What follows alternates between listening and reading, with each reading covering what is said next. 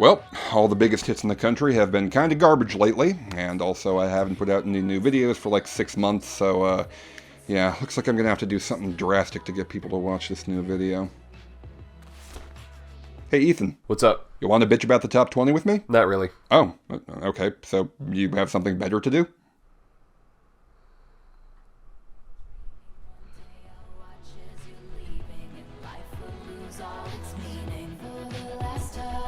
It's me. Hi, I'm the problem. It's me. At tea time, everybody agrees. Hey guys, Fay-Wolfe of Diamond Axe Studios here, and pop music is dead. You know, for the moment. Your body language speaks to me. Look, there are always going to be some times when interesting things are happening in the world of big smash hit music, and other times when things are a bit more low-key and kind of boring. That's just the nature of these things. But god damn, have things just been unusually slow and unusually boring as of late. Just seems like there's no big hype around anything right now. Like even the biggest news in music, like SZA's album breaking all those records or that big new Miley Cyrus song, they all seem to fall into the category of things that are just kinda happening. Like no one is waking up in the morning saying, oh boy, I can't wait to listen to Creepin' by The Weeknd, Metro Boomin, and 21 Savage today. It really feels like none of the big hits right now matter, and I don't really know when they will again, even if I'm not cynical enough to believe that shit will never be interesting again. However, I am that cynical. What's up, gamers? I'm the Double Agent. I invented the format of the top 20 ranking. I haven't made one since the end of 2020, and the current top 20 is a perfect example of why. I'm looking at this top 20 right now, and I can feel my soul leaking out of my eyes. Pop music hasn't been this stale since 2014. This might be the first time in history that the annual Christmas wave on the charts felt like a breath of fresh air. We are in dire times right now, and I think I know what the problem is too.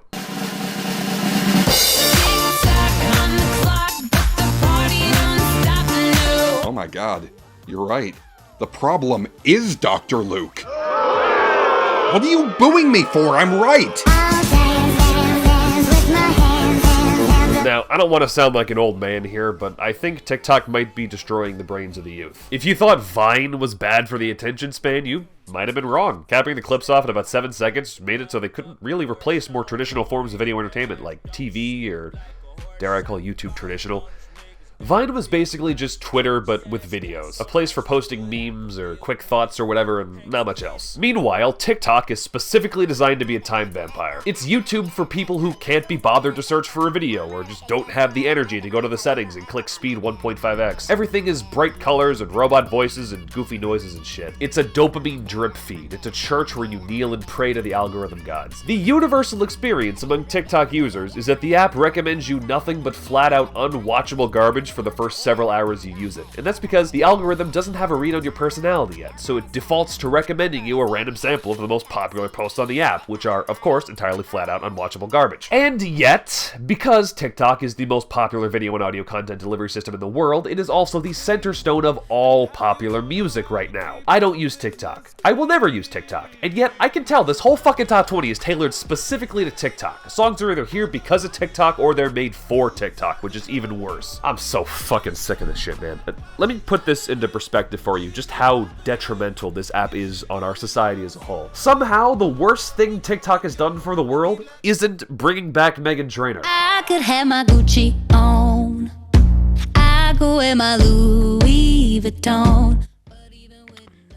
Have you ever wondered what Rehab by Amy Winehouse would sound like if it were performed at the dinner party from Get Out? I'll make you double take soon as I walk away. I almost feel bad for Meghan Trainor. I feel a lot worse for the people who actually have to listen to her music, but like, it's kind of tragic in a way. She spent the last 7 years desperately trying to transform from the all about that bass girl into the literally anything else girl. I feel like she knew it was a mistake to let her second big hit be basically just all about that bass again, but a fair bit better. That's why her sophomore album, Thank You, was so heavy-handed, with its dark album cover, her big makeover, the lead single, No, where she is disrespectful to some random dudes at a club, oh my.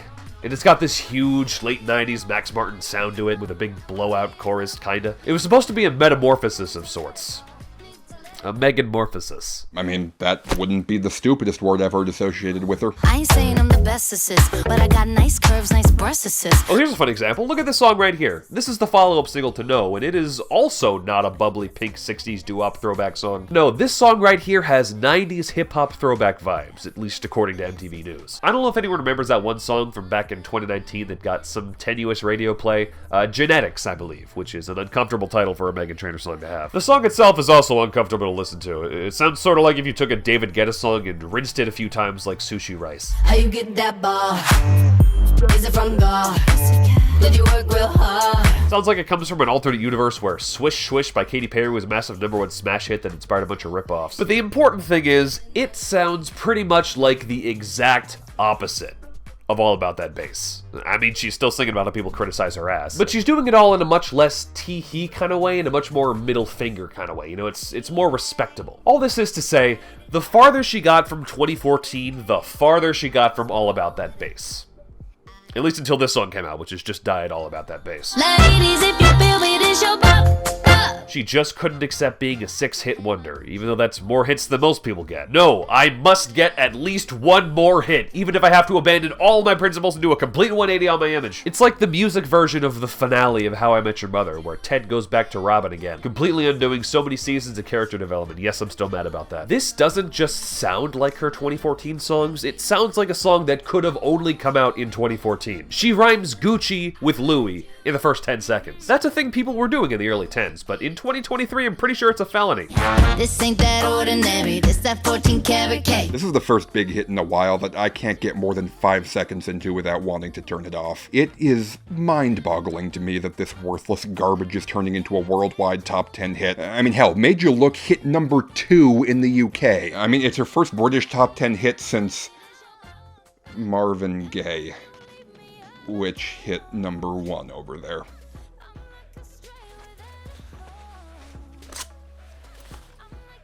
Hello, you've reached every military. What is your command, sir? Sink the island.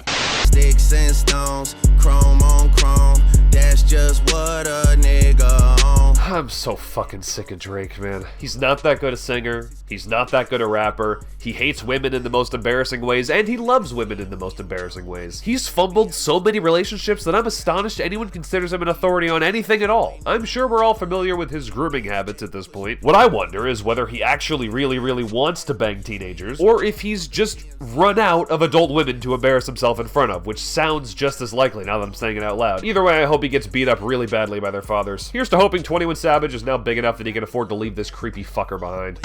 Hey, America? Yeah, you can actually go fuck yourself, okay? Fucking Robitussin. I don't know why this shit got me lazy right now. Yeah. Chris Brown is the R. Kelly of Generation Z. Like, not only did we keep him around after we found out what he did, we kept him around for a long time after we found out what he did. And now, here we are, a sleeper hit from Chris Brown's 2019 album Indigo, the one with no guidance on it.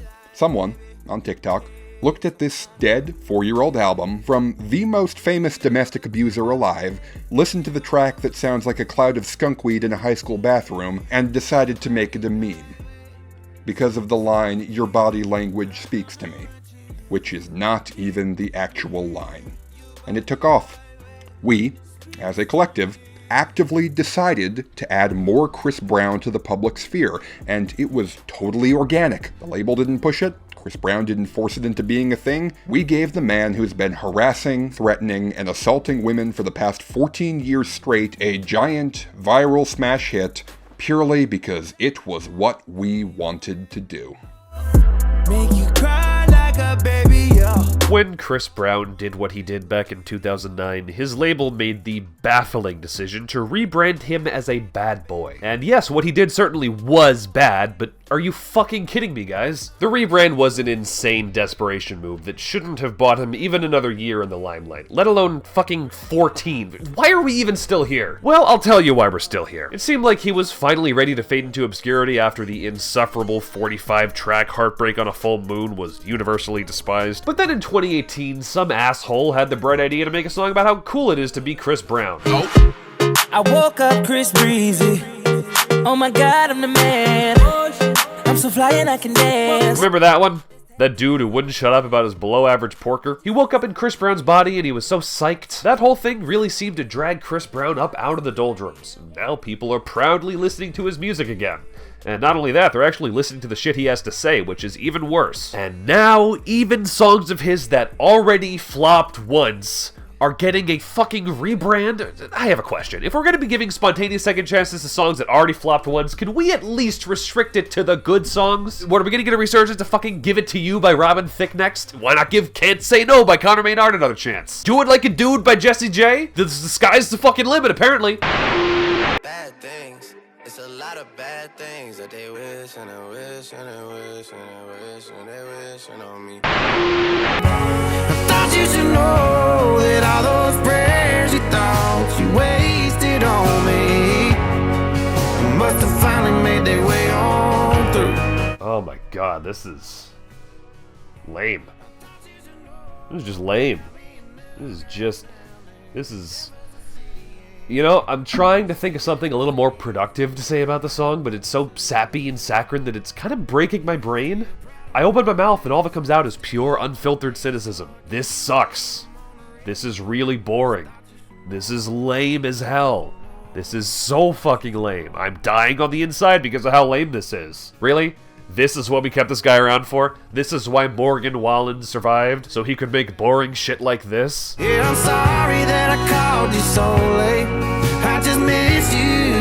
Yeah, this is a tough one to get through. Y'all know me, I have a real soft spot for corny country music. The only reason Ethan and I haven't gotten the best songs of 2001 list out yet is because I haven't convinced him to let me put Austin by Blake Shelton on it, but everyone has their limits. And today I learned that mine is Morgan Wallen asking his mom how her garden is going while saying that she's too good for his dad. Yeah, how's that garden coming? His dad's still doing dumb shit. And how'd he keep you this long? God, I can't believe that's a real line. I feel like I'm being forced to drink a gallon of corn syrup, like I'm choking on all this sweetness.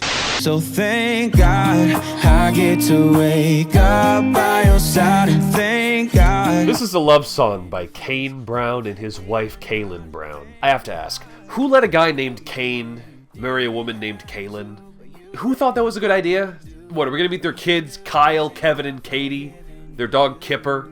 Did they drive a Kia? Sean, is this bit funny enough to leave in the script? No, but it's Thank God by Kane Brown. Who cares? Never thought I'd find an angel undercover. This is miserable. It sounds like Lights Down Low if it were wearing a chastity belt, and I have nothing else to say about it. How about you? Nah, let's just cut to the next one. No.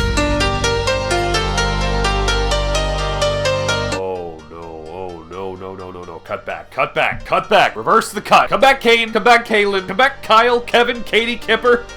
Pick me up in your Kia. 'Cause I'm good, yeah, I'm feeling alright. Baby, I'ma have the best fucking night of my life. Look, I'm aware that I am well in the minority when I say this, but I just do not understand the hate boner everyone seems to have for this song. Okay, well, that's not really true. I do get it. I mean, it's a lazy sample song by the two most saltine wafer artists we've got, based around one of the most universally irritating songs ever made. I get why so many people reject this on principle, but honestly, I think it turns out completely fine in practice, for the simple reason that the original Blue Dabba Dee has one of the best chorus melodies of all time.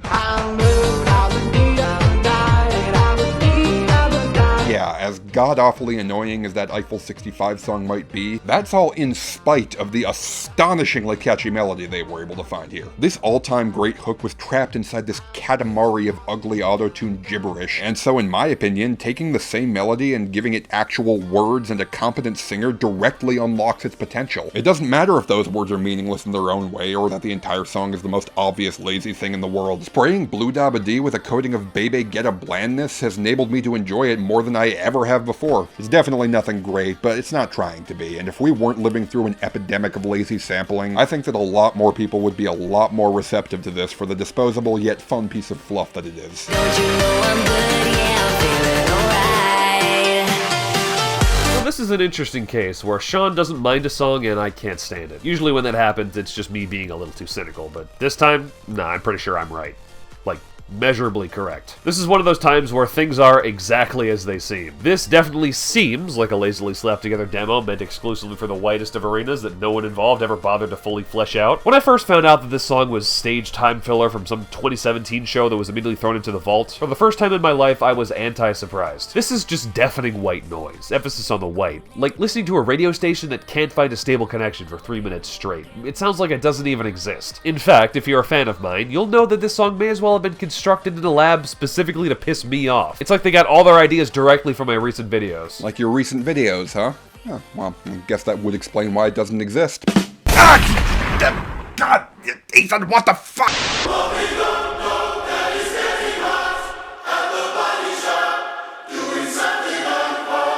Hey guys, did you know that Sam Smith and Kim Petras are the same age?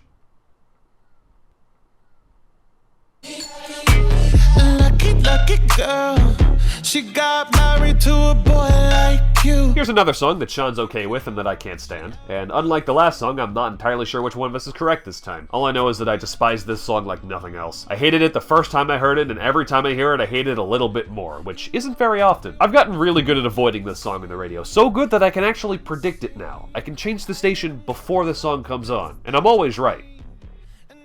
Probably. And let me tell you, it's been nice not having to hear this frankly disgusting calamity of a beat for the past few months. A disastrous mishmash of trap, theater, Middle Eastern, something else. I know we're in a big wave of 2000s nostalgia now, but we do not need to bring back Scott Storch. I'll be your naughty girl.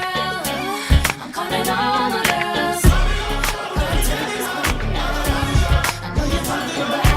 I know almost nothing about Kim Petras, and the very little I do know about Kim Petras makes me want to know even less about Kim Petras. She's in the same general area of my brain as Trisha Paytas, or Ezra Miller, or Keemstar. I know they're generally problematic, and every detail I've learned about them has been entirely against my will. Kim is going for a baby doll homewrecker vibe in this song, and frankly, I don't know how to feel about that. And I'm not going to decide how I feel either. It's not up to me. I'm going to do the right thing and let trans people decide for themselves whether they consider this triple little jam about Kim here being a rich husband, dirty little secret, empowering, or offensive. Doesn't make a difference to me. Either way, my problem with her performance on this song remains exactly the same. She's a 30-year-old woman who rhymed daddy with addy with daddy, and she screeches out half her lines like a dying raven. He got me Prada, got me Miu Miu like Rihanna.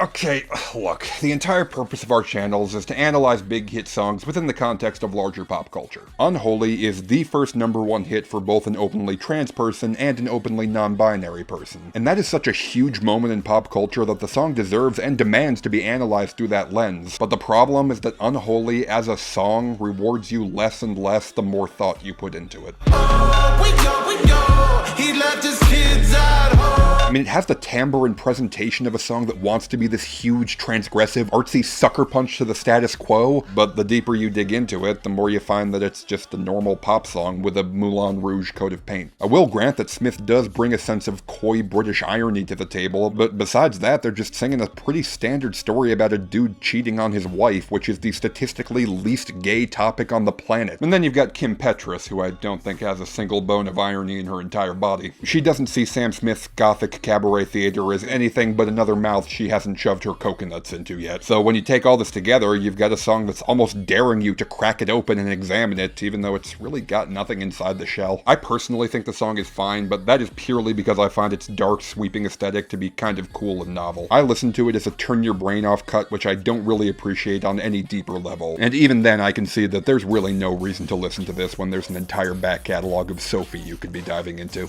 Yeah, drinking dope turned me to a superhero, yeah. So I guess this is Metro Boomin trying to do the Scots. He didn't do it right. You letting the Scots outside. We running this couch. I mean, I get it, guys. Virtual Fortnite concert is a pretty high bar to clear, but I'd say you're more at the level of Culling 2 launch party right about now. I'm on that dope again, I'm on that flow again, switch up the flow again, yeah. Alright guys, I gotta be honest, this is some of the weakest production I've ever heard from the otherwise legendary Metro Boomin. Is there something I'm missing? This just sounds like the same two bad measures over and over again. Ain't having problems, I'm sipping the bar. Shout out to Dallas, my bitch is a star. Da-da, da-da, da-da. Seriously? This is the guy who made 3500? This is the guy who made Low Life, Father Stretch My Hands Part 1, Mask Off, Bank Account? This is the guy who made Heartless by the Weekend? Was he just tired that day?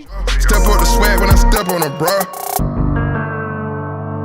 I feel like a lot of songs have been trying to be Life is Good again, where it's just two different songs marketed as one song. But in this case, the first part is so lame that I actually appreciate the switch up on Chris Brown's part.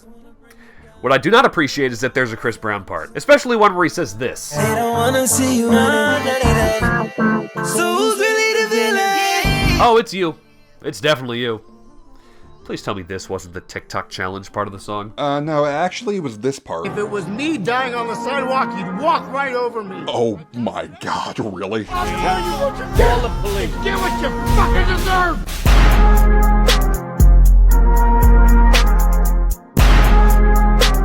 I think we just found the child that resulted from the Him and I Joker X Harley AMV. Bad bitches only, ain't no mediocre. Don't want no mediocre. I won't hit no mediocre. Lift me up. Hey guys, look! Rihanna's back!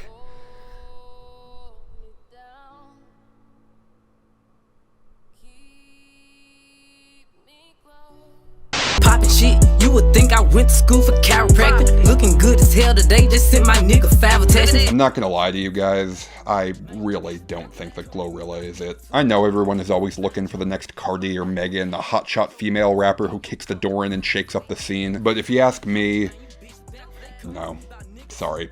Not her. Don't get me wrong, I know Glorilla's music isn't targeted at me, but neither is Cardi's or Megan's, and I love plenty of their stuff. I'm like 80% sure that I'm not being narrow-minded when I say Glorilla's music is some of the most dull, boilerplate, disposable hip-hop that I've heard in a while. She says that her main inspiration is Chief Keef, and that is pretty apparent, but when I heard her, the first two names that jumped into my head were King Von and 2 Chainz. The idea of a female King Von and or 2 Chainz sounds fucking awesome on paper, but here's the thing. Von's music worked because he was going off about real shit over hard-ass beats, while 2 Chainz is a T-Pain-esque half-aware parody of the scene around him who, at the very least, was kinda in on his own joke. Not only does Glorilla's music rely uniformly on stock-asset 4-measure loops for their beats, but her lyrics are nothing but a never-ending stream of vapid, half-formed punchlines, all delivered like they're the most epic owns in the world, when they're just not. Keep a mug up on my face, I know they trying to get to tea. I don't be fucked up by nothing, cause I be smoking weed. She so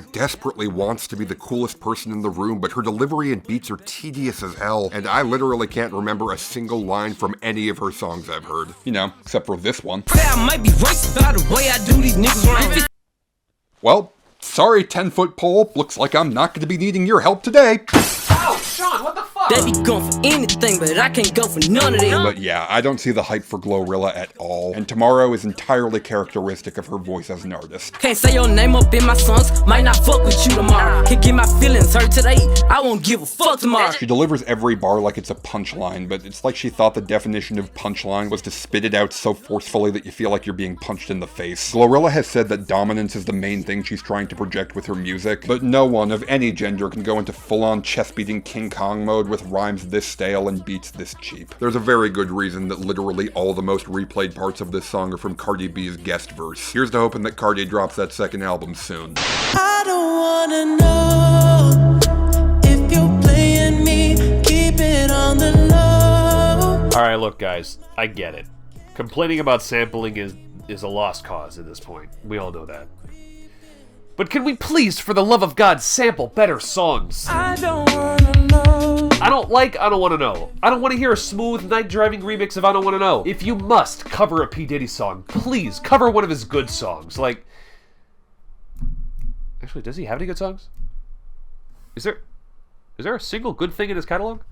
Has P. Diddy literally ever done anything good other than Naomi Campbell? You realize that joke is going to make 80% of people confused and the rest of them mad at you, right? It's what I do. When looking in your eyes, I can't believe. Honestly, my biggest issue with this song is not the sample. To me, I Don't Wanna Know is one of those songs that you remember as being totally fine, but then it gets worse the more you think about it as the depths of its stagnant patheticness really start to seep in. I honestly think The Weeknd is a perfect fit for a song like this, and even when 21 Savage isn't trying, he can wrap circles around Diddy in his sleep. So yeah, this is an upgrade over the original in pretty much every sense, but it's a lie. Like, the title of this song is not correct. This is not a song that samples I Don't Wanna Know, because this is I Don't Wanna Know. This is just The Weeknd covering I Don't Wanna Know, produced by Metro Boomin, and you know what? It's a decent cover. Hi-hats aside, I really like the changes to the vibe Metro Boomin made for this, but I still docked a point from its score because it doesn't have the balls to sell itself as the cover that it is. Covers have a long, storied history. They were a regular and well-respected aspect of pop music right up until hip-hop took off and sampling became a thing. Literally, the only argument there is against this being a straight cover is the fact that 21's Autopilot verse is new. But that's just because it is literally just not possible to cover rap verses. Trust me, we have tried that experiment, and it does not work. I'm the type to make a turn on a daddy. The baby make her forget what she learned from her daddy. Tripping on little shawty, I let her do whatever she please. Baby, why don't you just meet me in the middle? Alright, more than halfway into the list, and it's now time to move on to the stuff which we find to be palatable. God, this was a bad set. But anyways, enough about that. Time for positivity. Positivity. And you know what? To prep you for that positivity, I think I'm going to give you a deal. I'm going to play you a video of a hedgehog with its head stuck in a roll of toilet paper. And in exchange, you need to give this video a like, subscribe to the channel, and hit the bell for notifications of new uploads. That's the deal. And the quicker you do those three things, the more time you get to spend with these little guys. Ready, set, go.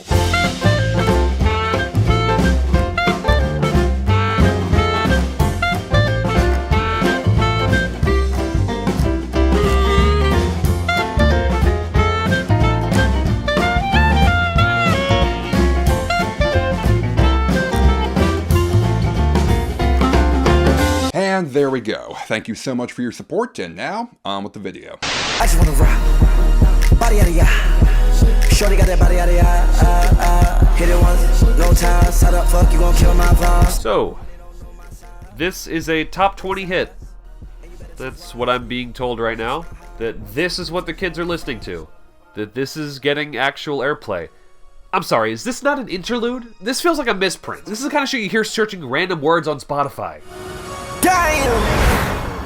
1, 2, 3, 4, 5. It sounds AI generated, but like the early AI generations where they didn't even know what they were trying to look like yet. Is this another fucking TikTok thing? Actually, no, I don't even have to look it up. I can already tell this is another TikTok thing. I know that's the only reason this is here, and I reject this one wholesale. It's not bad for what it is, but what it isn't is a top 20 hit. This is just the part of a DJ set where he's hyping the crowd up between the real songs, and I'm not gonna let some garbage app gaslight me into believing otherwise. If it's alright with you guys, I'm just gonna pretend I've never heard this one before. Well, do you want to know what I think, Ethan? What, Sean? You really want to know? Yeah, what? You really want to know? God damn it, just spit it out!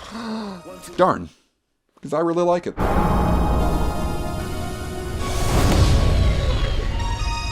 I can't tell you how happy I am that this is here. Out of all the songs in this entire top 20, this is the only one, literally the only one, that actually sounds like a new addition to the oeuvre of mainstream music. A song that sounds like it would not have been a hit 2 years ago. 1600 block. I just wanna rock.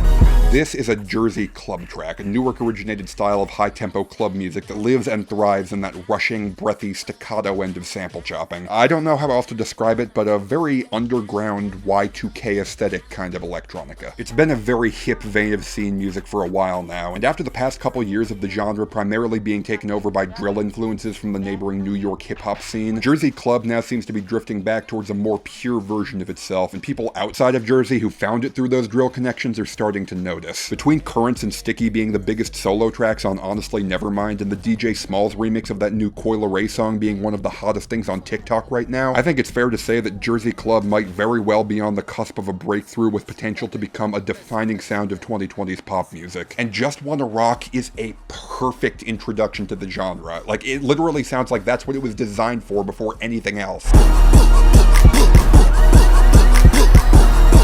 The entire song is basically just a teaser trailer for Jersey Club as a whole. It sounds like a really cool engine revving up that just gets you thrilled to see what the full machine is capable of. I don't know what the hell Uzi is cooking up for that next album, but whatever they serve, I am here for it. It's like she was made for moving on.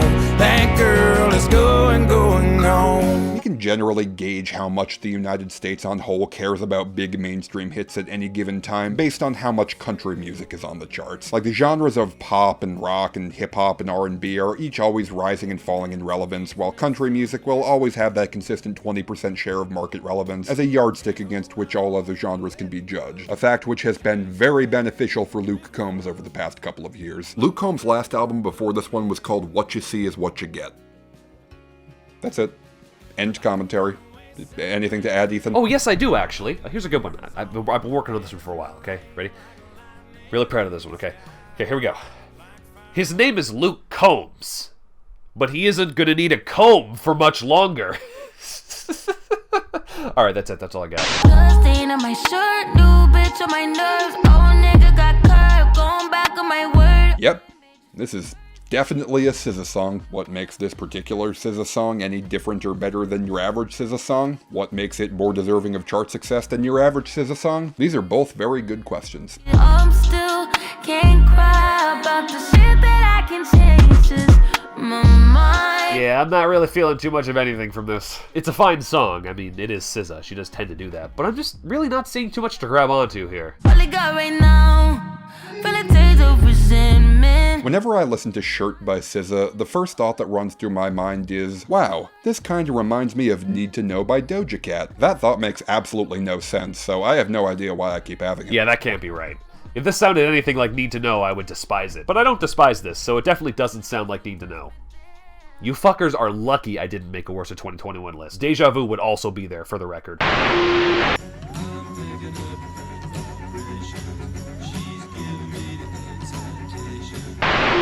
You know, I don't have words for just how funny it is to me that someone somewhere on TikTok looked at the current music scene and said, you know what artist isn't getting enough mainstream attention these days? You know who could really, really benefit from having one of their old hits revived? That's right, The Weeknd. To the TARDIS! Even though we're going through it and it makes you feel alone, just know that I would die for you. Okay, did we just run out of new songs? Are there not enough new hits to fill out a radio rotation anymore? Didn't this guy just release a new album? And didn't the album right before that one have two of the most skull-crushingly massive hits of all time on it? Can someone please explain to me why anyone at all would feel the need to bring back this failed single from 2016 when there's an album full of potential new hits just sitting there? Why am I hearing this on the radio every goddamn day? Are the TikTok teens just functioning on some impossible level of irony that I don't understand? Look, I'm gonna be straight with you guys. I really don't get this one. Baby girl, I'm not blaming you. Why is this the old Weeknd song that's gotten a huge second win through TikTok? Like, Stargirl Interlude went viral last year right along with this one. Why isn't that the one that got the huge radio push? Why are we giving a huge second win to one of the least special songs on Starboy? Again, I don't hate this song. It's good, in at least the bare minimum way that a song from Starboy would be good, but this is also a very 2016 song, and I don't mean that in a good way. When I hear this, I would die for you. the first comparison that jumps into my mind is this. So we'll piss off the neighbors in the place that feels the tear. I would die for you. Yeah, yeah, reckless behavior. That probably comes off as harsher than I intended. You gotta remember that I like pillow talk a lot more than most people seem to. But my point is that this sound has had its moment, and I don't think we need to bring it back. Die For You sounds like it should be soundtracking an AMV for Season 2 of Attack on Titan. And to everyone saying this is one of Abel's best tracks, well, I'm sorry. Maybe by the end of the year I'll see where you're coming from. I was all alone with the love of my life. She's got glitter for skin, my radiant beam in the night. So it looks like Juke finally got a real hit song. That's cool. I'm happy for Juke. I didn't want him to be known solely as the Victoria's Secret girl's Barney boyfriend. Juke doesn't deserve that. It would have been a real unfortunate legacy for Juke to have to live down. Ethan, just call him Jake. If he wanted to be called Jake, he should have spelled it like Jake. It's your golden Is this song good? Not really. And that's fine.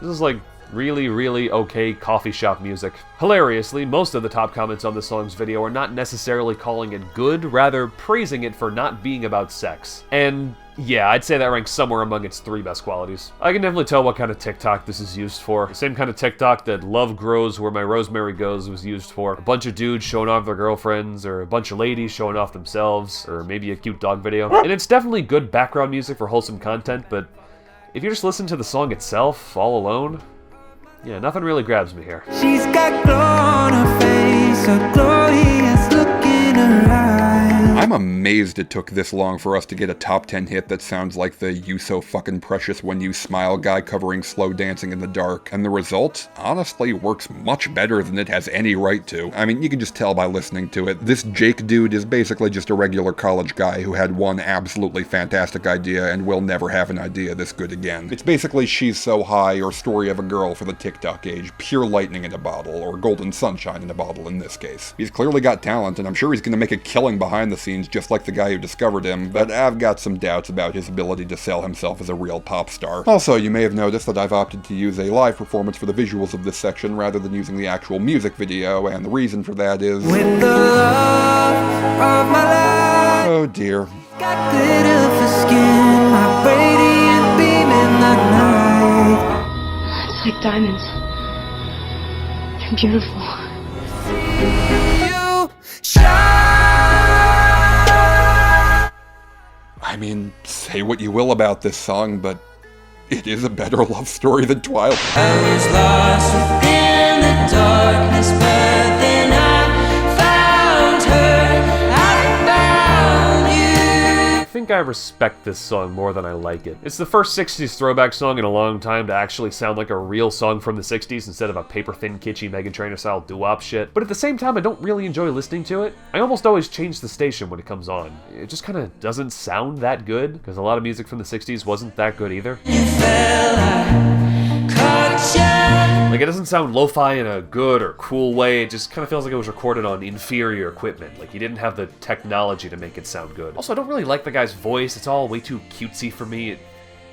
Okay, hold up. Sean, what the hell's going on? Huh? Oh, sorry, Ethan, the resolution keeps dropping. I don't know why that keeps happening. Maybe we just don't have the technology to make you look good yet. Oh, go fuck yourself. I would never fall in love again until I found her. This is really cute.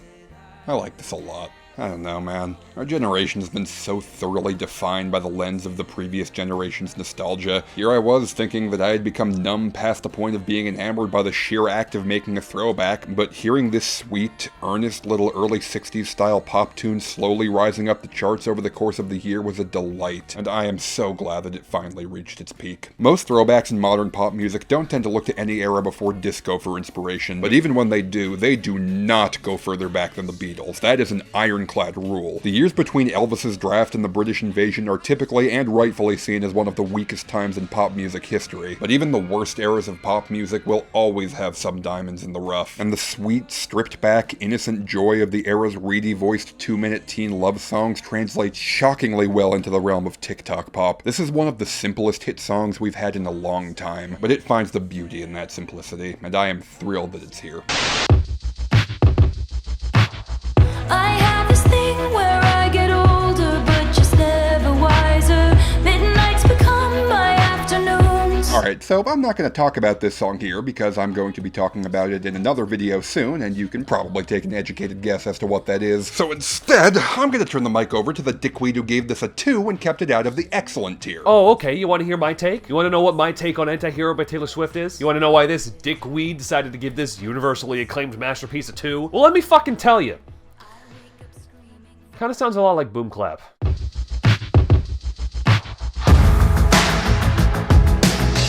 I wake up screaming from dreaming. One day I'll watch as you're leaving. First kiss just like a drug under your influence. It's me. Hi, I'm the problem. It's me. It's Boom Clap. You make me feel good. Come on to me now. Yeah. Anti-Hero by Taylor Swift kind of sounds like Boom Clap by Charlie XCX. I don't like the way Boom Clap sounds at all. Not even a little bit. I find it extremely tiring. It must be exhausting, always rooting for you're the anti-hero. I'll admit I'm somewhat compelled by this song. It's probably interesting. Maybe it's well written, probably well constructed. I wouldn't know. I have never gone out of my way to listen to this song. I definitely never will. Oh, well, that makes sense. Wait, really? Yeah, of course. Music opinions are one of the most subjective things in the world. You're allowed to be wrong. Oh, cool. Thanks for being so understanding. I was worried. What'd you just say? Ad break! Before we get to the last two songs, I'd just like to quickly remind you that YouTube does not pay us a dime for making these videos because of all the copyrighted music we use in them. And so, if you enjoy what we do here, the best way to show your support is by joining our Patreons. Pledges for my channel start at just $1 per video, literally just 4 quarters per video, and aside from supporting me, you'll get tons of rewards for your pledges, such as voting for what I talk about next, access to a community of awesome people on my Discord server, early access to my videos before they premiere, and direct contributions to my videos through my Grab Bag Review series, my fan rankings, and several other community-driven projects I have in the works. More information can be found at the link in this video's description. Thank you all so much for your support, and now, let's wrap this up. Or rather, cuff it up. We gon' fuck up the night. Black lights, spaceships fly. Unapologetic when we fuck up the night. Dude, this song is fucking incredible. That entire album was fucking incredible, and I'm so glad we're due for another single from it soon. Church Girl, top 5, make it happen. Yeah, this is fucking great. Like, they brought Nile goddamn Rodgers in specifically to do the guitar work for this one song, and I don't even know if that cracks the top 5 best things about it. I'm in the mood to fuck something up, 'cause we gon' fuck up the night. Cuff It Up is a song that makes me want to just grab all my girls and just live the best lives we can without a care in the world. It is a song to toss your hair back to and have the wind blow it perfectly like a Vogue cover shoot, because that's just the kind of goddamn night it is. With that said, as incredible as this song is, I haven't been able to shake the feeling that there's just something about it that hasn't clicked for me as hard as it could. And I think I've nailed down 2 reasons why that is. The first is that Cuff It does kind of have the same issue a lot of songs on Renaissance do, where it just kind of starts and then just kind of ends, which works perfectly for the album itself. The transition from Cuff It to Energy to Break My Soul is one of the most perfect sonic experiences you will ever have, but we are judging this song as a standalone single, and as a standalone single, yeah, that aspect of it could have been a bit stronger. The one other thing is that as amazing as every part of this song is, it does kind of feel like just that, a whole bunch of parts. It's like Beyonce dumped a whole armful of amazing musical ideas into a shopping bag and then handed it to me and said, "Here you go, kid, have a fun night out." I can definitely appreciate that in its own right. The song is an easy 5 for me, but I still can't quite put it on the level of a song where all of the pieces flow together perfectly. Such as... If I can't have you, no one should have mine. I might kill my ex, not the best idea. His new girlfriend's next. SZA so far for me has kind of fallen into the Miguel category of artists. Like, she's clearly crazy talented, clearly capable of making amazing music, and I'm not saying she doesn't, it's just something's not really clicking. Why is she not one of my favorite artists? What's not working? And I think the answer to that question is pretty simple. Every single song she's made so far has been not this song specifically. I'm so mature, I'm so mature, I'm so mature, let me hit that, it's a time it is other man. Everything about this is perfect. The concept, the delivery, the vocals, the production, everything. It's just all amazing. I can't remember the last time a song this raw and vulnerable and also really witty and amusing hit it so big. Upon first listen, I'll admit, I wasn't too big of a fan. But this is one of those adore you type songs. It just sounds okay when you hear it on the radio or in the background somewhere, but it reveals itself to be absolutely fantastic when you put on headphones and really deep dive and listen to the whole environment of it, the details of it all. The little quirks in the production, the gentle guitars, the wonky distorted synths that are like smirking at you the whole time. It's a masterpiece. Which is why it pisses me off so fucking much that it's only as big as it is because it went viral on TikTok. Because TikTok does not respect complexity or tone. It probably clipped out one 30-second snippet, the obvious 30-second snippet that every song has now, pitched it up, sped it up, did some goofy little dance. You know, Ethan, I've been thinking, you're talking nonstop about TikTok like it's making music worse, but is it really? If your definition of what makes a TikTok song is that the emphasis is placed on the chorus, that there's some part that's specifically and intentionally designed to be super catchy and replicable, to be latched onto and gravitated towards by the gullible masses as a means of spreading the word about the artist and their greater work. I'm sorry, but is that not literally what the definition of a single is? Didn't the idea of a single originate as smaller, cheaper vinyls featuring the catchiest, most mass-marketable hooks of the album as a means of getting it out to more people and drawing a wider crowd in? Hasn't the public always latched onto songs for specific lines and melodic ideas, and haven't record labels always taken advantage of that fact? Isn't TikTok as a phenomenon just like the final evolution of literally everything the pop music industry industry has been since the very moment of its inception? Am I wrong?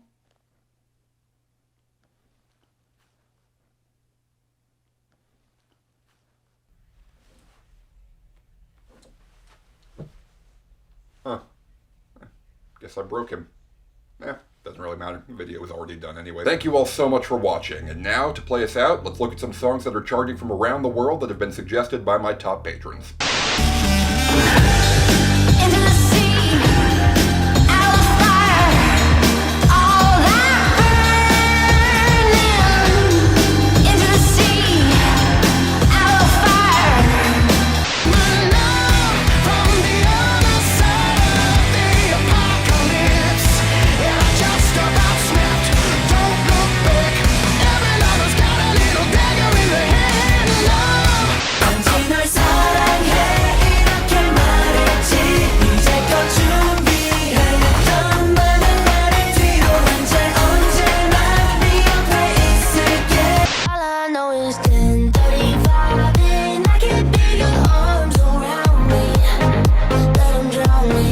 All I know is 10:35 and I'm thinking, God, you found me. God, you found me. Did my living giving thanks for the ships I never sank. You're my faith in the grace every sunrise brings. Every big, every little in the everyday things.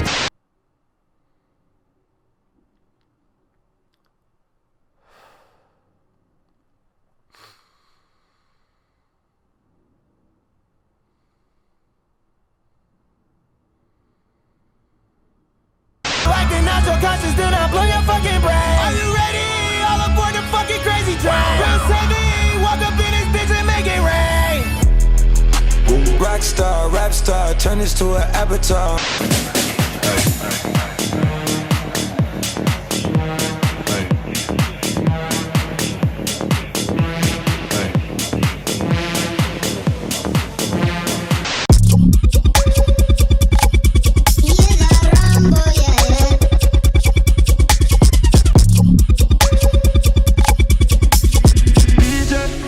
Pull up the tune, burn up the room, straight to the DJ.